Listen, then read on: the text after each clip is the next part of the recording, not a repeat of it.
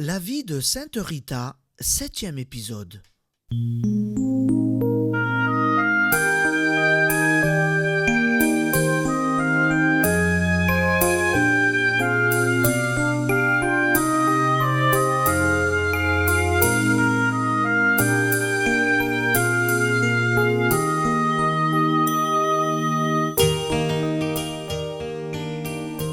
Née en 1381 dans les montagnes d'Ombrie, fille unique d'Antoine et Amata Lotti, Rita, tout enfant, est comblée de grâce. Elle perd ses deux fils après la mort de ses parents et de son mari, Paul de Ferdinand, dont elle avait obtenu la conversion. Elle entre alors au couvent de Sainte-Marie-Madeleine de Cachéa, où elle est miraculeusement conduite par Saint Jean-Baptiste de Saint-Nicolas de Tolentino et Saint-Augustin. Sa sainteté dès lors se manifeste en elle, car elle participe à la passion du Christ, en portant au front une plaie douloureuse et malodorante. L'année du jubilé 1450, sœur Rita conduit ses sœurs en pèlerinage à Rome. Pour la circonstance, le Seigneur a rendu invisible la blessure qui l'a fait pourtant cruellement souffrir.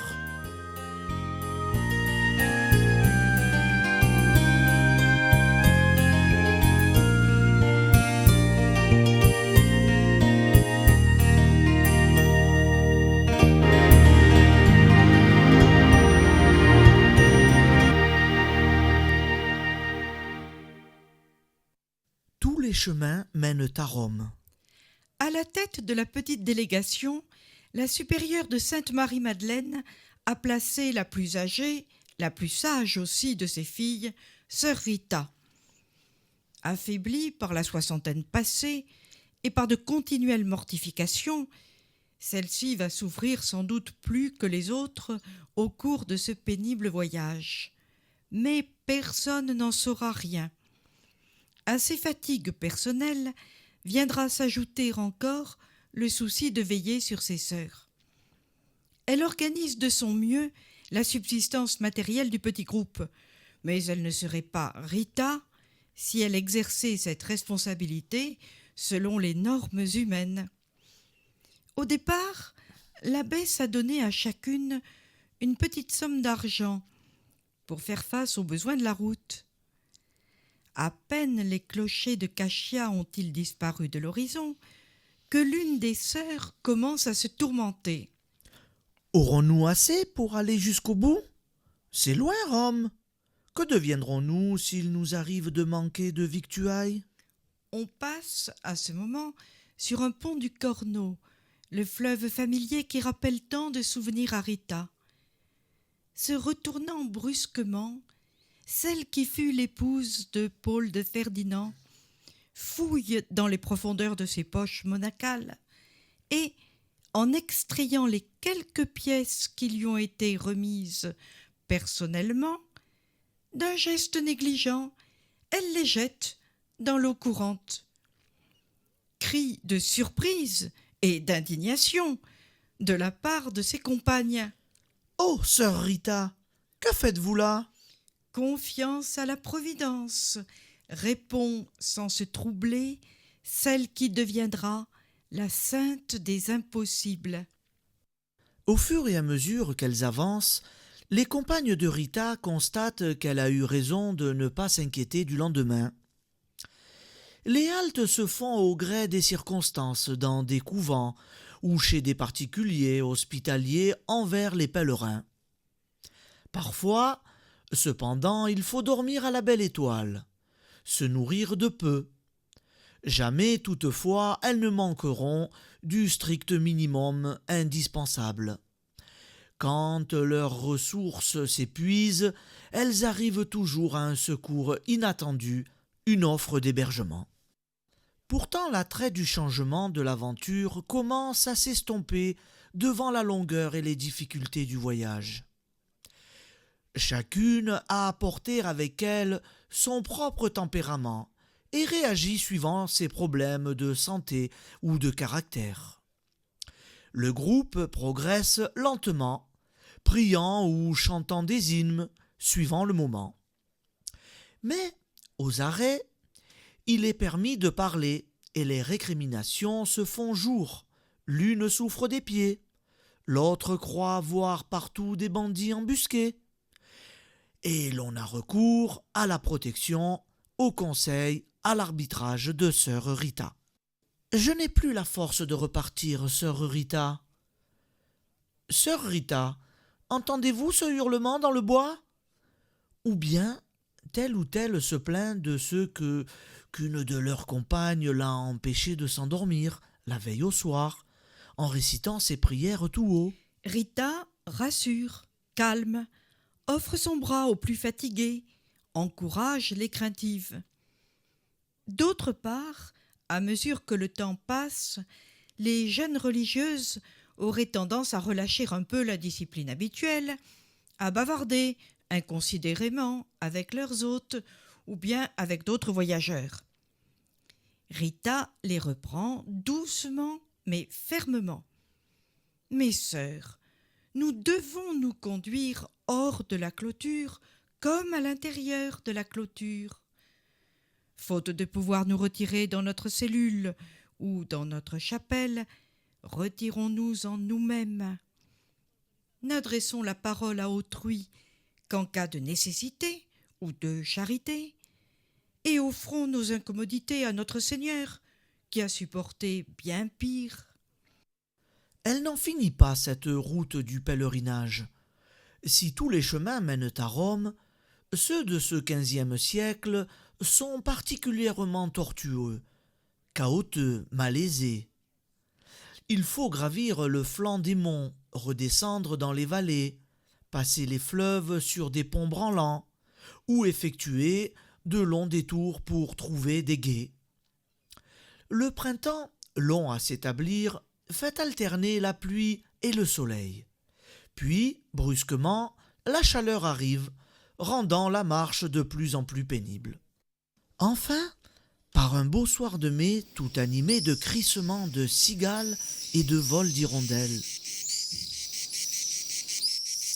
Rita et ses sœurs arrivent sur l'une des collines dominant la ville éternelle. Spontanément, elles entonnent en chœur un chant d'action de grâce pour remercier le Seigneur de les avoir conduites à bon port.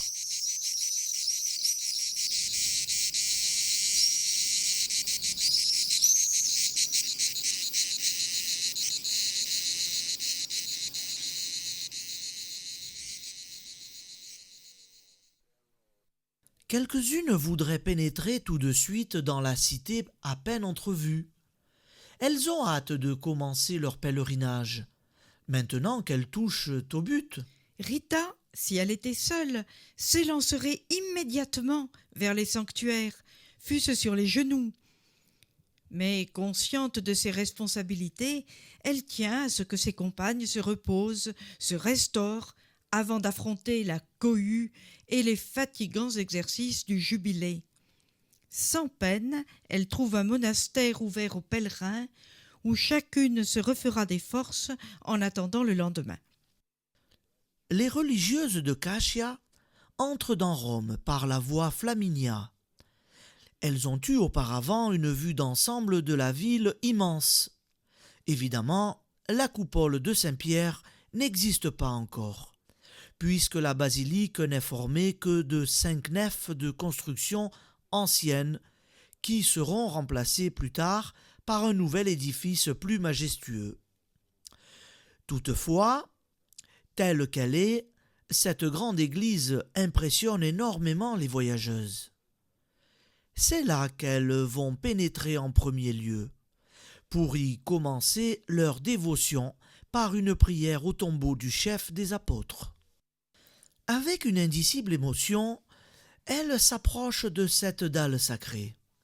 Malgré la longue attente, le piétinement, elles apprécient la grâce qui leur est faite, au bout de tant de peine, se replonger à la source de l'Église, retrouver le souvenir, la trace des saints et des martyrs. Rita, en particulier, mesure mieux ainsi la solidité du lien tissé entre Jésus crucifié et son peuple de la terre. Mais ce qui va la toucher au cœur, la transporter d'amour et de douleur, ce sont les instruments de la Passion exposés à Saint-Pierre à l'occasion du Jubilé. Elle défaille presque en contemplant avec effroi la lance qui servit à un soldat romain pour percer le côté du crucifié afin de vérifier s'il était bien mort. « Oui, Seigneur, murmure-t-elle tout bas, oui, vous avez réellement donné votre vie dans des supplices affreux. Pour nous, pour moi. » Cette souffrance, elle y participe plus que jamais, car l'épine qui la transperce toujours en secret lui cause à ce moment des élancements plus douloureux que jamais. Tout naturellement, Rita se met à méditer sur le mystère de la rédemption, sans voir les pèlerins qui la pressent d'avancer, ni ses compagnes qui la tirent par la manche en chuchotant « Sœur Rita, nous ne pouvons pas rester ici. On nous pousse. Nous gênons le passage. » Enfin, revenant à la réalité, elle suit les autres et se trouve devant une autre relique plus émouvante encore que la première. Le voile sur lequel Véronique, en retour de sa compassion, vit s'imprimer les traits sanglants du Sauveur. Nouveau déchirement, tempéré cette fois par la pensée du réconfort offert à Jésus par cette humble femme qui, elle, avait su aimer au milieu de tant d'abandon. Mais la pensée de ce visage en sang la hante. Maintenant qu'elle a vu, ses oraisons vont prendre une autre dimension. De nouveau, l'épine la blesse cruellement, la blesse jusqu'au cœur.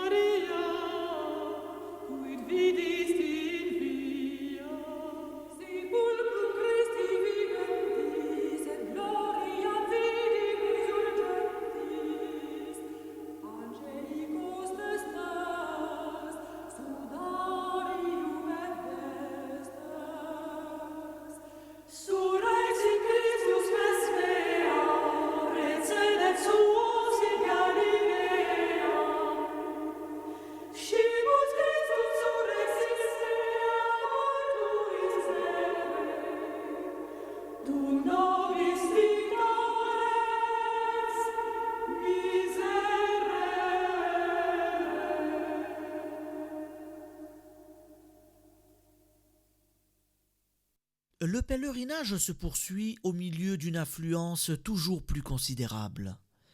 Les religieuses de Cacia continuent les jours suivants les visites de sanctuaires, Saint-Jean de Latran, Sainte-Marie Majeure, Saint-Paul hors les murs. Autant de communions ferventes, autant d'occasions de prier longuement. Mais aussi, que de pas, de démarches, de bousculades, d'attentes parmi les files interminables. Le soleil commence à réchauffer fortement dans la cité poussiéreuse. Rita accepte courageusement pour elle-même ses inconvénients. Elle ne sait plus si elle a chaud, si elle a faim, si ses jambes lui font mal, tant la ferveur l'emporte sur les considérations humaines. Seulement, elle n'oublie pas ses compagnes, moins stoïques qu'elle-même. Quoiqu'endurcie par le voyage, celle-ci donne des signes de fatigue, de faiblesse. Il faut donc prendre soin d'étaler les allées et venues, les exercices de piété, afin de leur donner un peu de répit. Les moniales de Cachia tiennent naturellement à recevoir la bénédiction du Saint-Père. De l'audience publique à laquelle elles ont eu le bonheur de prendre part. Elles vont apporter au couvent des grâces spirituelles pour toute la communauté.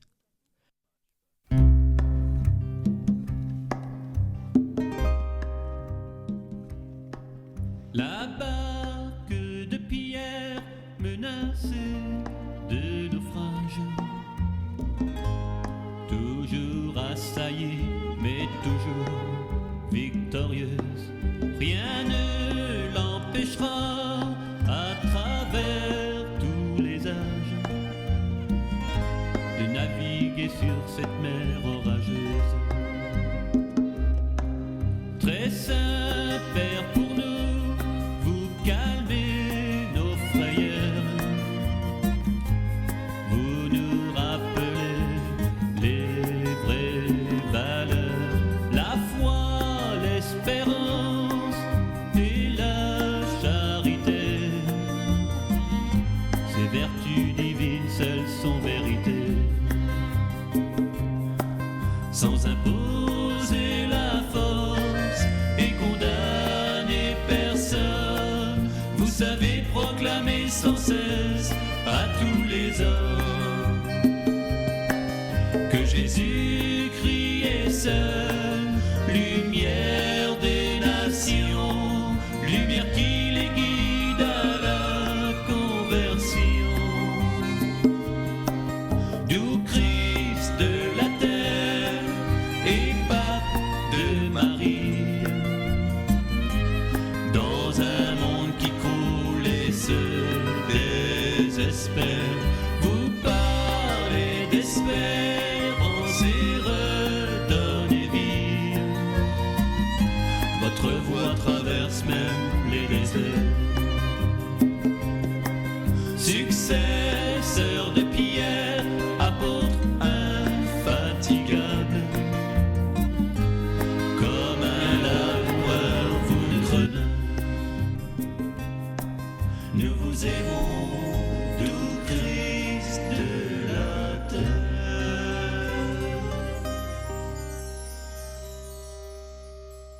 Elle ne saurait quitter Rome sans avoir admiré les principaux monuments que l'on y trouve alors. Dans les catacombes, on respire le même air que tant de fidèles de jadis, obligés de se cacher pour célébrer le culte du vrai Dieu. On peut suivre les pas sanglants de ceux qui, traqués sans merci, furent emmenés vers le Colisée. Oh, cette arène tragique qui vit périr au milieu des supplices hommes, femmes, enfants, coupables seulement d'avoir aimé Jésus.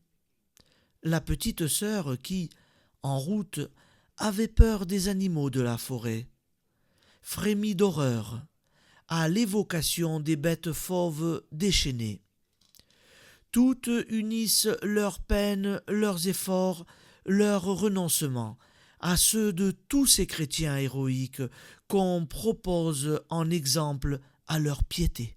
Les religieuses de Cachia reviennent à Saint-Pierre peu avant leur départ, pour une cérémonie solennelle qui ne fait plus partie des exercices du pèlerinage. La canonisation solennelle du franciscain Bernardin de Sienne. Chant, lumière, éloge du nouveau saint. Haute personnalité en grand apparat. Jamais elle n'avait rien vu de pareil. Au milieu de ces splendeurs, les pas discrets de Rita n'éveillent que de faibles échos sous les voûtes de pierre. Elle se tient humblement derrière un pilier pour suivre avec ferveur cette célébration qui donne déjà un aperçu du paradis. Elle est loin de se douter que, quelques siècles plus tard, c'est pour elle que sonneront les carillons, que brilleront les cierges, que seront chantées des prières reprises par des milliers de voix. Oui, pour la petite religieuse des montagnes d'Ombrie, devenue Sainte Rita, portée sur les autels à son tour. Pour le moment, il n'y a dans un coin de l'immense nef que l'humble sœur Rita. En dépit de tout son courage, elle pense maintenant au chemin qui reste à parcourir pour regagner Cashia, et le couvent Sainte-Marie-Madeleine lui paraît lointain, lointain. Sur les routes qui les ramènent à Cashia, les religieuses marchent de nouveau en priant et en chantant. Mais aux heures de détente, elles ne manquent pas de sujets de conversation. Ceux-ci sont trop nombreux peut-être aux yeux de Rita, qui voudrait, telle la Sainte Vierge, conserver en silence toutes ces choses dans son cœur. Elle peut toutefois difficilement empêcher ses compagnes d'échanger entre elles leurs impressions, leurs réflexions. Et puis, sur le chemin du retour, on les interroge. Ceux qui n'ont pas eu le privilège d'accomplir ce pèlerinage leur demandent de raconter, de décrire. Elles manqueraient à la charité si elles s'y refusaient. La lumière ne doit pas rester sous le boisseau. Il en est de même à Cashia lorsqu'elles retrouvent enfin leur monastère. Les grâces rapportées de Rome rejaillissent sur toute la communauté. Les fidèles qui reviennent de la ville éternelle sont en ces temps de voyage malaisés, l'objet d'une haute considération. En France, au début du siècle, la mère de Jeanne d'Arc, ayant pu s'y rendre, ne fut-elle pas connue jusqu'à la fin de sa vie sous le nom d'Isabelle Romée ? Si les termes employés en Ombrie sont différents, le prestige n'en est pas moins grand. Rita ne s'en préoccupe pas. Sur l'ordre de la supérieure, elle a, devant les sœurs demeurées à Sainte-Marie-Madeleine, relaté ce qui lui paraissait essentiel. Pour elle, l'essentiel, c'est le point de vue strictement spirituel. Ses auditrices, cependant, sont avides d'autres détails qu'elle laisserait volontiers dans l'ombre. L'abbesse, heureusement, pose elle-même des questions complémentaires et permet à ses filles de l'imiter. Celle-ci ne s'en prive pas. Décrivez-nous la basilique Saint-Pierre, sœur Rita. Y avait-il beaucoup d'étrangers à Rome ? Parlez-nous du Saint-Père. Rita répond de son mieux. Puis, ayant dit ce qu'elle avait à dire, elle retourne sitôt libérée se recueillir dans sa chère cellule. Depuis qu'elle a vu les reliques de la Passion, elle multiplie pénitence et oraison, avec l'impression que, jusque-là, elle ne savait pas vraiment aimer. Quelques jours après son retour, elle constate que ses sœurs recommencent à s'écarter d'elle. Portant la main à son front, qui n'a jamais cessé d'être douloureux, elle sent que l'épine a reparu et que le pus recommence à couler. Déjà l'atmosphère autour d'elle recommence à se retrouver empestée par la terrible odeur.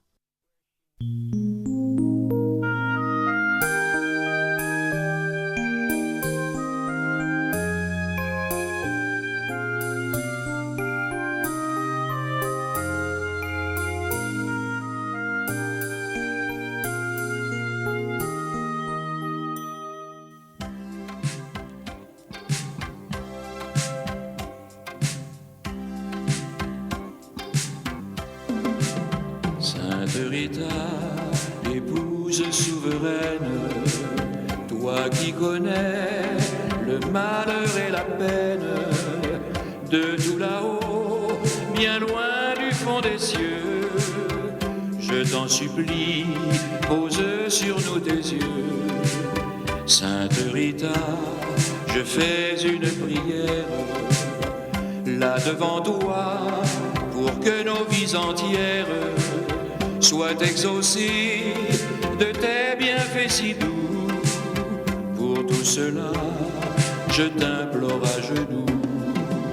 Sainte Rita, vois la souffrance des innocents qui sortent de l'enfance et la folie des hommes ici-bas. Du haut des cieux, ne les condamne pas. Sainte Rita demande à notre Père de nous aider à chasser la misère, de nous sauver en nous donnant la foi. Si tu le veux, je sais qu'il t'entendra.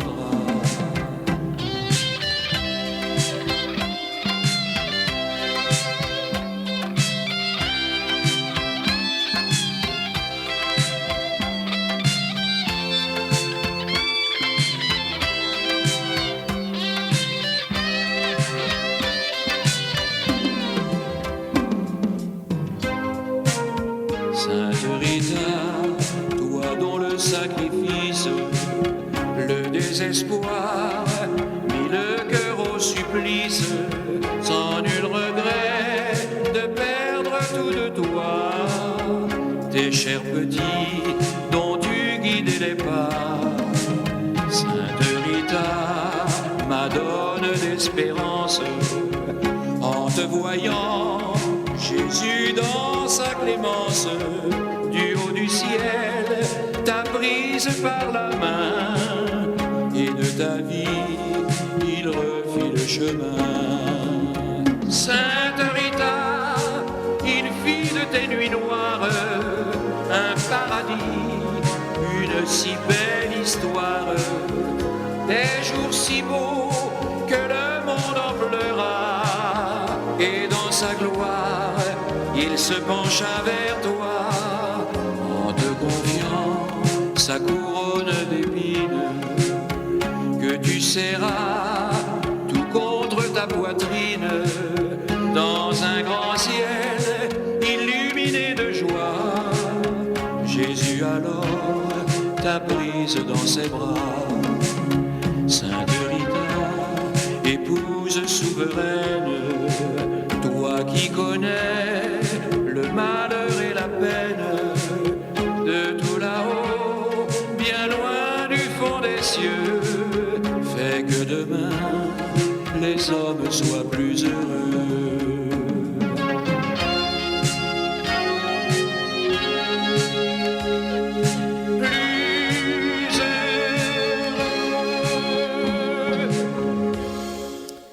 Merci Roland Gerbaud. Amis auditeurs, je vous rappelle que si vous souhaitez vous procurer cette très belle chanson, elle se trouve à l'église de l'Annonciation, à Sainte Rita, dans le Vieux-Nice.